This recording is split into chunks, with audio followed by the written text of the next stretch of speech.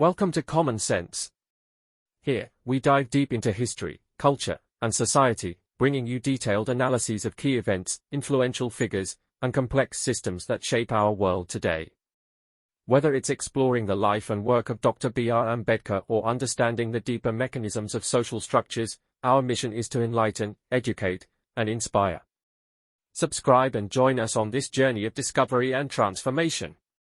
In this video we will explore the book, Castes in India. In 1916, Dr. B.R. Ambedkar presented his paper, Castes in India, at Columbia University. In this paper, Ambedkar delves deep into the mechanisms, origins, and development of the caste system in Indian society. Here are the bullet points for the same. Dr. B.R. Ambedkar's paper, Castes in India, was presented at Columbia University in 1916. This paper explores the mechanism, genesis, and development of the caste system. Ambedkar argues that despite the diverse races in India, there's a fundamental cultural unity. This homogeneity makes the existence of the caste system, division within this unity, even more perplexing. Ambedkar dissects various definitions of caste and concludes that endogamy, prohibition of intermarriage, is its central characteristic.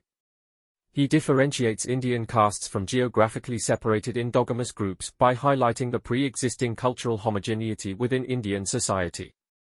Ambedkar posits that understanding the mechanism of endogamy is key to understanding the genesis of the caste system. He challenges the common practice of neglecting or avoiding the question of caste origins. Ambedkar contends that Hindu society, like all societies, is composed of classes. He argues that individuals don't create society, but rather, society is made up of classes. He theorized that the Brahmin class, through a closed-door policy, was the first to transform itself into a caste. Other classes, subject to the social division of labor, further divided into smaller groups, eventually solidifying into the numerous castes present today.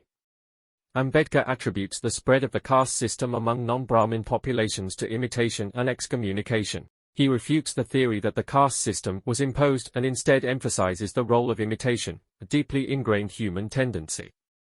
He argues that endogamy, originating from the Brahmin caste, became a social trend, compelling other classes to adopt it. He cites the infection of imitation as the driving force behind the transformation of subdivisions into castes. Ambedkar uses the concept of distance to explain the varying levels of imitation of Brahmin customs among lower castes. Castes closer to the Brahmins in social hierarchy adopted practices like sati and enforced widowhood more rigorously. He introduces the mechanistic process of caste formation, where groups are forced into endogamy by being excluded from existing castes.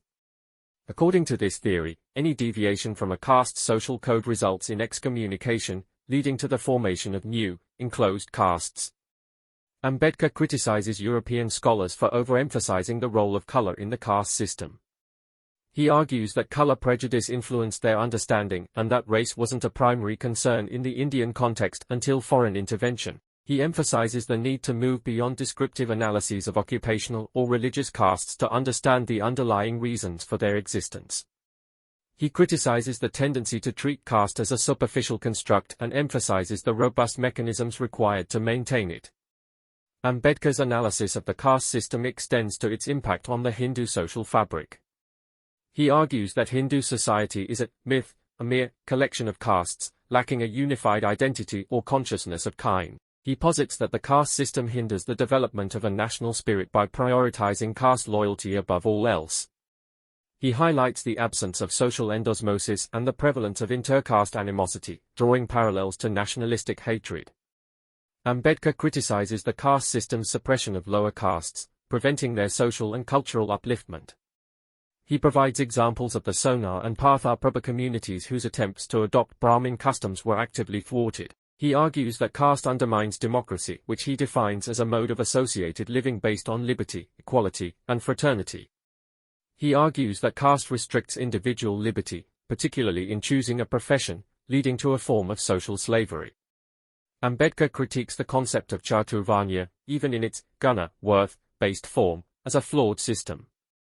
He believes that assigning roles based on any predetermined social hierarchy inherently disadvantages individuals and weakens society. He links Chaturvarnya to the historical subjugation of lower castes and the lack of social mobility in India. He argues that by denying lower castes access to education, arms, and economic opportunities, Chaturvanya perpetuated their exploitation. Ambedkar criticizes the intellectual class, primarily consisting of Brahmins, for failing to challenge the caste system and provide better leadership. He argues that the Brahmin intellectual class prioritized their own caste interests over national interests, hindering social progress. He implores individuals to actively dismantle the caste system, regardless of whether they agree with his methods. He recognizes the magnitude of this challenge, likening it to fighting against one's own nation. Thanks for watching. If you found this content insightful, don't forget to give us a thumbs up, share your thoughts in the comments, and hit that subscribe button for more in-depth explorations into history, society, and culture. Stay tuned for our next episode, and until then, keep questioning, keep learning, and keep pushing for a better tomorrow. See you next time.